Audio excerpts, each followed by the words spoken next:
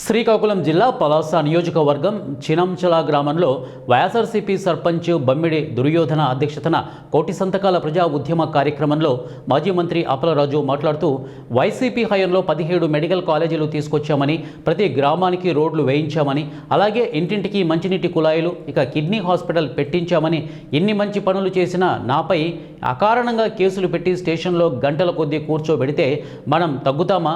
ఎవరు ఎన్ని కేసులు పెట్టినా ప్రజాసేవ చేస్తూనే ఉంటామని, మీ అందరి అభిమానం ఉన్నంత వరకు ఎవరు ఏమీ చేయరాదని, మన పార్టీ ప్రజలకి మంచి చేసే పార్టీ, కూటమి ప్రభుత్వం ప్రజలను ముంచే పార్టీ అని, ఇందులో భాగంగానే కోటి సంతకాల సేకరణ కార్యక్రమం పెట్టామన్న ఈ సంతకాలు గవర్నర్ దృష్టిలో పెట్టి ఈ కూటమి ప్రభుత్వంను గద్దె నుంచి దించుతామని వారు అన్నారు.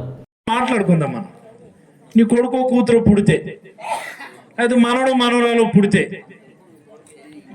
నామకరణం చేసినప్పుడు బాలసార్ చేసినప్పుడు వేడి చేస్తారు మీరు. అక్కడేమో పిల్లడికి దేవుడు పూజ అవుతుంటుంది, పంతులు గారు కూర్చొని ఉంటారు, అక్కడేమో చిన్న